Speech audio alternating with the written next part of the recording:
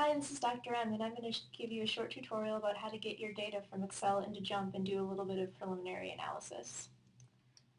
Alright, so first off, we want to select the Excel table and select all the data and hit copy. Then we're going to go over to JMP here and create a new data table. Popped over on my other screen, sorry. Alright, so getting data into JMP is a little bit more complicated than getting it into Excel. If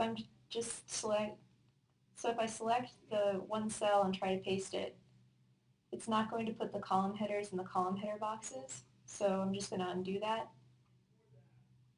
Go up to Edit and click Paste with Column Names, so it knows that the first row that you're pasting in there has column names and it'll put it up in the right spot here.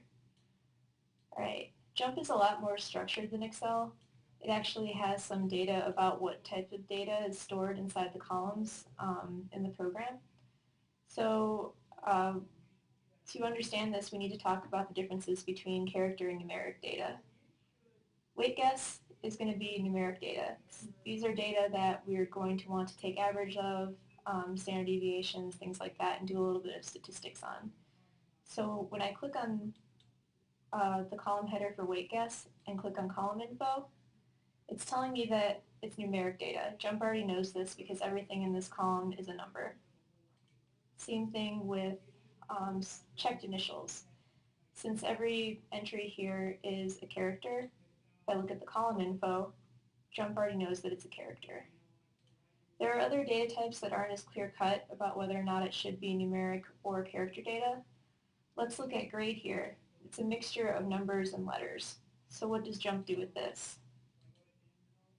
It knows that it's a character because if there's a T in here, it knows that it's not going to be able to take an average of that because you can't take an average of a character number.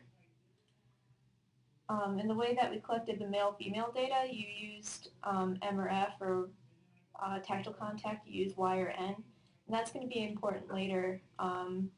But when you have binary data like this, sometimes people will, instead of saying Y or N, they'll assign no to the value of 0 and Y to the value of 1 just to keep it in number form. And in that case, you would have to, JMP would probably guess that it's numeric data, but you would have to right-click and go into column info, and then you could change it to numeric.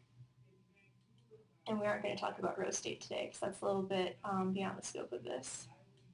All right, so now we have our data in JMP, and we have a basic idea of what type of data we're analyzing. And I think I'll stop this tutorial here, and then we can do another tutorial about analyzing the data.